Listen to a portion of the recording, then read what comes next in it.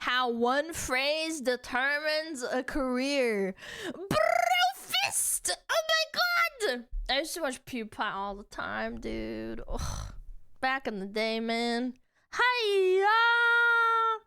Just a theory. A game theory. Who else was like catchphrases? I used to watch Angry Video Game Nerd too. That was a while ago though. From Brofist taking PewDiePie to the top, I don't need to tell you about the journey. You already know it. Brofist. To Everyday Bro pushing Jake Paul to change careers. Yeah, not a lot of money in music, I guess. Here are 8 times a single phrase determined a career. Starting with Stephen He, the internet's Asian dad, who went from thousands of rejections 1,100 times. Wow. From TV and film. Frustrated by the lack of Didn't have any connections. It's all about connections in that damn world, man. If you don't have an in, you're kind of fucked, to be honest. Yeah. Recognition for his talent, Steven took matters into his own hands. Joining after a year of successful videos in this genre, Steven would drop a career-defining sketch called When Asian is a Difficulty Mode. Steven, when you get so fat.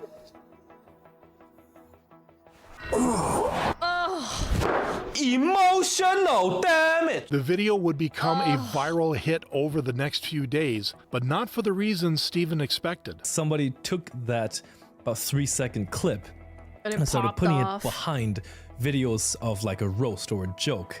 And from then on, it'd been put behind hundreds, and then it's in hundreds of thousands of videos. It got turned into a song remix. Referring to the phrase emotional damage, which eventually spawned a new category of memes. But with rising popularity came rising challenges in Steven's journey. There's legit a fan account called Emotional Damage with more followers than me. The memes That's a little humbling, wouldn't you think? growing influence with memes cannot be forced. It has to be organic. That's why I hate it when people are like, oh yeah, you could just buy into like being a meme. Do you saw Hawk Tua? I think Hawk Tua is unironically one of the most forced memes ever. also dent his acting ambitions. When I go into an audition or when I'm submitted for a part, we'll say, hey, I generate 100 million views a month. I would be happy to promote your product or your television show, whatever it is. And generally, the feeling that we get back, or the comment that we get back is, oh, this guy's an influencer, he can't act. While others were profiting off his meme, Steven struggled with the reality that he didn't fully control the catchphrase that made him famous. Nevertheless, he decided to keep focused. I never thought about it that way. I think the only other instance where I can think of like a catchphrase not being copyrighted was like Leroy Jenkins back in the day. Yeah, like the guy that did the Leroy Jenkins, he got no payment off that whatsoever, even though he was the one that like coined it and made it like famous.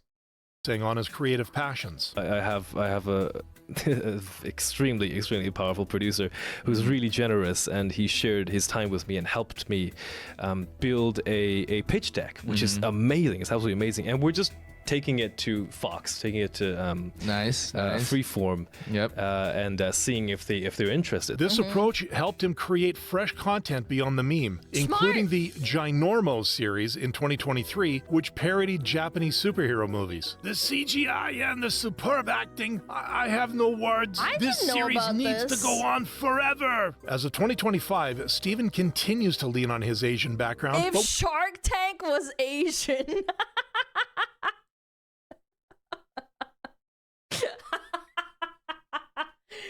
Oh man. With more creative content angles. I have solved the problem, so your mom will stop asking you to play outside. Introducing nature shoes.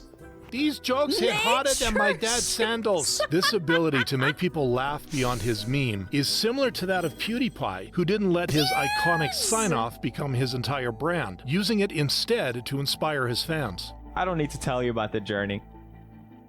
You already know it. Mr. Chair. If life is a game, PewDiePie has officially won. I think, honestly, I think PewDiePie, like, he gracefully aged out. Genuinely, I think he's one of the most graceful content creators that aged out of doing content. He's such a Chad now. I think recently on Twitter, I saw that he made his own AI prompt and said that ChatGPT and all the other crap that the corpos push is crap compared to what you can do yourself. And they're just scamming you. This victorious journey was set in motion in 2011 when 21-year-old Felix Kjellberg first started streaming games on YouTube. These playthroughs... This is the PewDiePie I remember. I remember Mr. Barrel. I remember watching him play Amnesia. Quickly grew into a cultural movement with his bro army of subscribers, helping him to over 1 million followers within a year. In response to this growth, Pewds coined a phrase to acknowledge his viewers. Yeah, it's good to be back. I'm glad you both haven't forgot about me. We're gonna end it here, as always. You see this? This is not a fist pump. This is a bro fist. Bro fist. It's easy to get them mixed up. This gesture strengthened his fans' loyalty towards him as it made Son, why did you hit the computer screen? You wouldn't get it. them feel like they were part of a movement. Pewds fans would then give him the push he needed to become the most popular YouTuber in the world by 2013. The bigger he got, though, the more the spotlight shifted from his fans to his critics, with the scrutiny peaking in 2017 when a series of controversial jokes made him a target for media outlets like the Wall Street Journal, to which Pewds responded by putting them in their place. Based. I'm still here. I'm still making videos. Nice try, Wall Street Journal. Try again, motherfuckers. Referring to the support he had from his loyal community, which stood strong in his corner. The bro army, therefore, played a they tried to farm him because he's popular. Huge role in protecting Pewds from total cancellation, setting the stage for another wave of support during the YouTuber's iconic battle against oh my god, the T-Series rap battle. T-Series in 2018. This fan-driven revolution would take a dark turn, however, after one of these supporters committed the Christchurch shootings in 2019. The tragedy forced Pewds to end the subscribe to PewDiePie movement, even if it meant conceding defeat to T-Series. But his fans were right there with him, helping him move past the dark moment to achieve the 100 million subs milestone. I didn't know that. On his own terms 6 months later. Despite the joy of the achievement, Pewds remained humble. But most importantly, I want to thank the pros. I don't need to tell you about the journey. He was a supporter. I'm sure the media fucking conflated it and exaggerated for like clicks. You already know it. Bro fist. Acknowledging that the phrase and the loyalty it inspired had carried him through the highs and lows of his career. As of today, Pewds remains an internet legend. He was a supporter just shouting in the camera. I never saw the footage. I thought it was, again, I don't want to bring this up because it's supposed to be a lighthearted video, but it's quite a horrific video, so I don't know what's in it. Who's seen it all, much like future presidential candidate MatPat, whose legendary status was cemented by this memorable one-liner. But hey, that's just a theory. A game theory. Which he first mentioned back in 2011, after he decided to step away from theater, eventually launching The Game Theorist. I could tell he's a theater kid without even knowing that. It's on YouTube. Have I convinced you yet? If not, there's still plenty more to go. In the meantime, it's just a theory. Over the next 2 years, this phrase would be echoed across the internet in comments and memes, reaching a new level of relevance when the channel crossed 1 million subscribers in 2013. This success, however, also spawned critics. This is such a shift from his earlier videos where he always had scantily clad women in the thumbnails. He went from getting teenage boys to watch his videos to little kids because he found out that that's where the money's at and that's how he could get more views. Accusing MatPat of changing his style in a desperate attempt to grow his channel, a feeling I don't think it's that, because most of his videos were like, I guess when he went into Five Nights at Freddy's, I think it oriented towards children, but I still think it had like a mature aspect to it. I don't think he dumbed down the content, if that's what they're saying. Yeah, I don't know.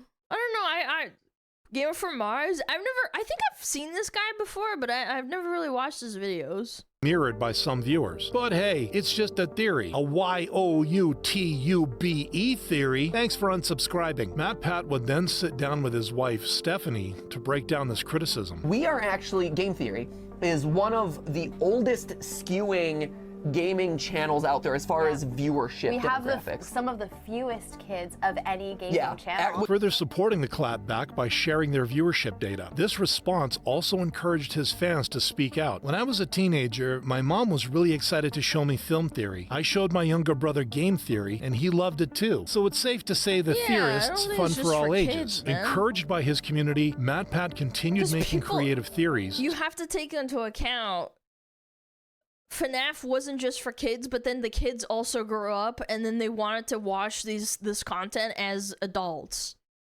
Like, yeah, maybe you started watching and you're like 14 and then 4 years go past and you're actually 18 and you're considered an adult. Like, it's not that deep to think that. Like, I don't think it's weird. Soon branching out into different theory channels where he kept his iconic phrase. But hey, that's just a theory. A food theory. Bon appetit. Even though the phrase would reach a tearful conclusion when MatPat announced his retirement in 2024, it's just a theory.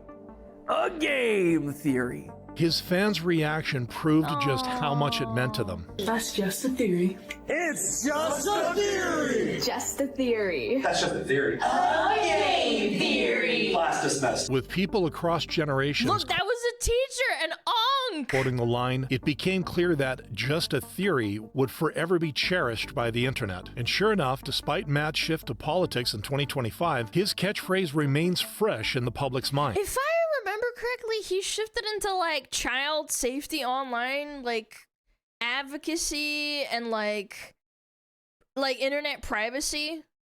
I remember he went into that. Yeah, I thought it was quite interesting. Interesting. And that's more than just a theory. Then you have Jake Paul's phrase, which viewers wanted to forget as soon as they heard it. Insane how he's never deleted this. What's his catchphrase? Referring to the heavily disliked song Jake produced with Team 10 in 2017. Oh, it's every day, bro. I know it as England is my city. That's literally it's every day, bro. It's every day, bro. Jake Paul is number one. It's every day, bro. It's every day, bro. At the time, dude, I only know it from England is my city from his friends saying it in that song. It's so good. Such a classic cringe song. It's so bad, it's good. I don't know how. It's really bad. Jake was one of the most talked about influencers in the world after his rise from Disney star in 2016 to infamous vlogger within a year. Most of the attention came from Vine too, like back before it got sold, or not sold, but like got replaced by TikTok. However, came for all the wrong reasons. Watch him light his kitchen on fire. Residents in the upscale neighborhood call it a living hell and a war zone. Jake is like anything for content. Imagine living next to a content creator before, like, you know, Twitch. Because Twitch was around, but like nobody farmed IRL content like YouTubers did, and then it kind of transitioned into IRL content streaming on Twitch. Like everyone who's ever been annoying in my life combined into a single person. These remarks, however, didn't seem to bother the internet's problem child, whose ego led him down the slippery slope of claiming every day, bro, with the Disney Channel flow. I can't. Oh my god. Please include the part "Is England is my city." I have to listen. On YouTube in 6 months. Never done before. Worse, he even name-dropped the biggest YouTuber at the time. All the competition, man. PewDiePie is next. Only to be humbled a month later by his self-proclaimed target. First of all, who the f is JP? Who the f is Jake Paul? I don't know. A scorching response to Jake and his there's England is my city. Friends echoed by the top comment on their music video. 2 months ago you didn't know my name and now you want my fame. With the backlash far outweighing the praise, "It's so every day, bro" was nothing more than a meme by the end of 2017, forcing Jake to shift his focus back to vlogging, only occasionally dipping his toes in music before stopping altogether in 2019. God. But it wasn't until Jake embraced a different arena entirely that he found a new way to reinvent himself, proving to be a far more successful pivot than his attempt at music. Yeah, and then inviting wrestlers who are like literally 40 years older than him and beating the shit out of him. Of which Jake regrets to this day. Like I split the money up with there's like 6 people on the song or something. Yeah, fighting only old dudes. Again, it has like 200, 300 million views, but if you have like a $1 day. CPM, it's like 300K, 400K. Yeah, not a lot of money in music, I guess. But while Jake's because your music sucks, big boy.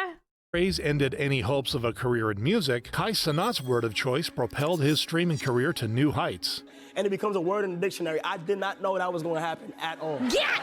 Referring to the word Riz. Oh, I thought it was Gat. I thought he kind of coined Gat. Short for charisma, which Kai first introduced to his Twitch followers back in 2021. I kept saying like, yo, I got Riz, a W Riz. At first my chat was like, bro, what the f? Like, Riz, that sound mad weird. This initial dismissal, however, was soon replaced by acceptance after Kai and his friends started competing to see who had the better Riz. Kai got the most normal Riz, but Duke got more silent Riz. With the word quickly normalized across the internet, it wasn't long before it was used by other streamers. You are the Rizzler. And even movie. Dude, who knew that people would start coining words off of... I didn't know that Riz came from Cenat. I thought it came naturally from, like, you know, shortening charisma. I kind of want to look it up. Urban Dictionary. Wait, where did the word Riz come from? The word originated from YouTuber Twitch streamer Cenat around 2021. Wow, I thought it was just something kids made up. Brain rot, yep. Characters. I'll see you tonight.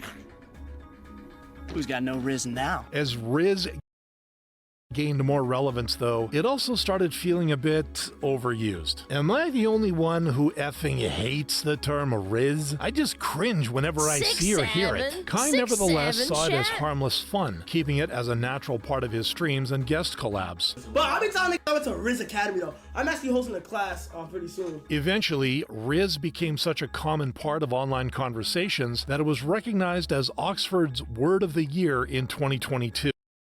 Aren't they saying that 6'7" is gonna be the word of the year? I'm scared, chat. What is happening, man? We're actually putting, like, words in the dictionary. Yes, sadly. But it's not a word? I know! Like, it doesn't even count. Kai really got the world out here, adding his lingo to the dictionary. But while Kai's word was rooted in modern slang, Uncle Roger, the internet's funny food critic, played by Nigel Ng, invented a phrase by ranting at celebrity chefs. This is child abuse. This rice you don't even feed to animal, but you feed your children. Hiya. The exaggerated sigh became Nigel's trademark, turning him into one of the most admired YouTubers. Nigel's acting is so good that I genuinely feel like Uncle Roger and Nigel are two different people. The journey to online stardom, however, didn't happen overnight. First starting with a risky pivot from his full-time data science job into stand-up comedy in 2019. It got to the point where I was performing so much that I started taking more and more days off from work, and that, you know, people aren't happy about that, so I realized at a certain point something has to give. He would then take a leap of faith, which was rewarded right away after an encouraging response to his performances. Can't ask how old you're turning, so how much do you weigh? The feeling of accomplishment was short-lived, though, with the coronavirus pandemic closing the door on his dreams a year later. Nigel responded to this setback by turning to YouTube, where he dove straight into character comedy inspired by his Asian roots. I sent a text to all my friends asking them to send me a picture of your dad, and a bright-colored polo was by far the most popular choice of outfit. The Uncle Roger character was thus born with his very first food review. Oh my god, you're killing me, woman! Hiya! Gaining so much attention that it catapulted him into viral territory. I was doing radio interviews. I was doing Zoom interviews with like the Philippines, Indonesia, Malaysia, Singapore, Korea, Thailand. Because it's a really positive and funny stereotype. Everywhere. I appeared in Variety. True. Yeah, my social medias just exploded overnight. Encouraged by the growth, Nigel would make the signature sigh his entire brand, even using it against the biggest celebrities. And that's what's funny. It's like he actually criticized them, but didn't criticize them for, like, I don't know. He didn't shit on them directly. It's more like, you're bad at cooking for this. And they actually acknowledged it. Gordon Ramsay actually farmed him back for content and invited him on to show him how to cook properly. Which is so base, honestly. Wait, just 1 tablespoon miso in that big pot water. What? Yeah, what the point? This phrase would come full circle. Jamie Olive Oil. Yes. Jamie Oliver is actually notorious for not being able to take criticism. My brother actually didn't like the guy. He got into cooking and he bought a bunch of books and started watching a lot of chefs like on TV. And he said the one guy that he really fucking hated was fucking Jamie Oliver.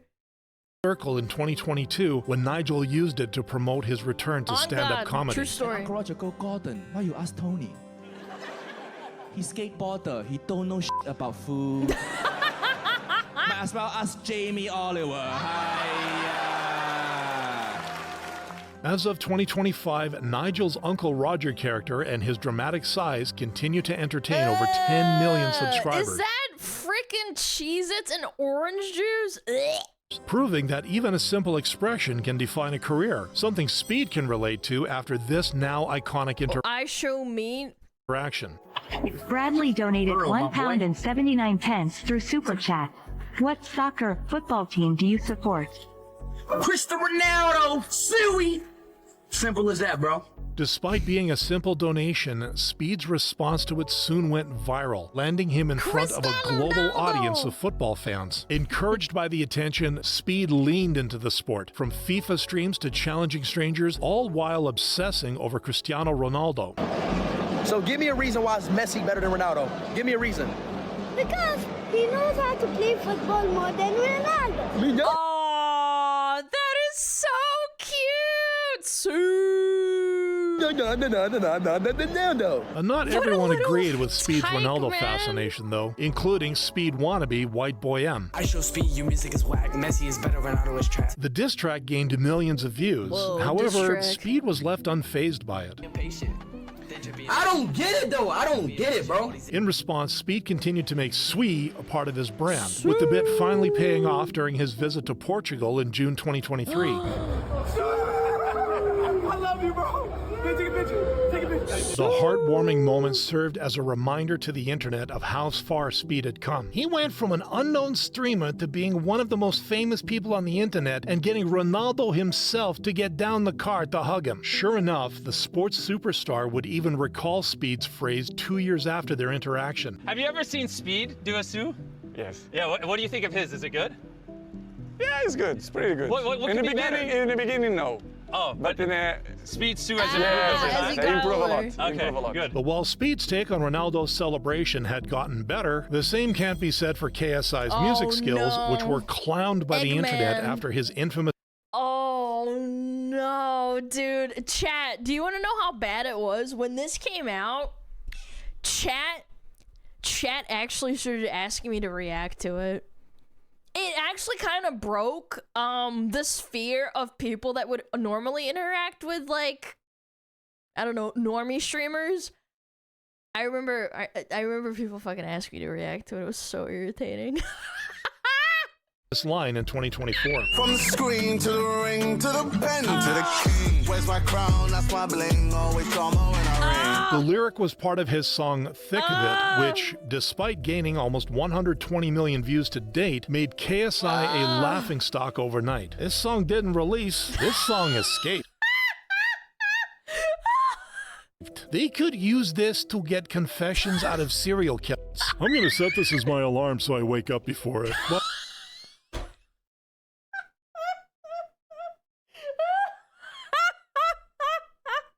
KSI felt these roasts were unfair. And even though I told you guys to stop, you guys are just on a hating rampage. It didn't stop the internet, including his own brother, from having a field day at his expense. I've only heard chorus where it's like from the tree to the pen to the car to the sea or something like that. With the song going viral for the wrong reason, it would soon come to the attention of hip-hop and rap critic No Life Shaq. Like, I like what he's saying.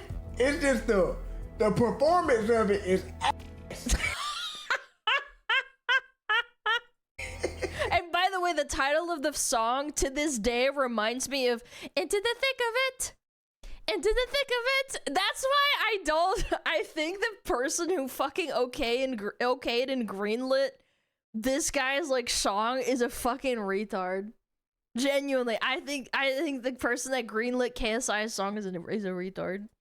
Shaq, however, would go beyond surface level criticism of the song. Now I feel like KSI ain't got no more motivation. Like bro, them accomplished so much though, and I'm always gonna salute that for real. In response, KSI tried to defend himself once again. Nah, this guy's a generational hater, man. I don't care, man. I don't care what anyone says, man. No, he's Instead of clapping back, criticizing you 'cause though, it Shaq would sucks, point man. out why all wasn't doom and gloom for KSI. KSI genius though. Like he used the hate to make his song bigger. He had like 17 million, dog, in less than a week. A sentiment that would be mirrored by the community. The song, therefore, was both a setback for KSI's brand and a boost for his viewership, making his lyric yet another phrase that helped determine his career. but To which Shaq would probably now say, nobody's gonna forget it. I still remember this stupid song and how many people in my chat asked me to react to it. Go check it out, man. It's a good video. That was a good laugh.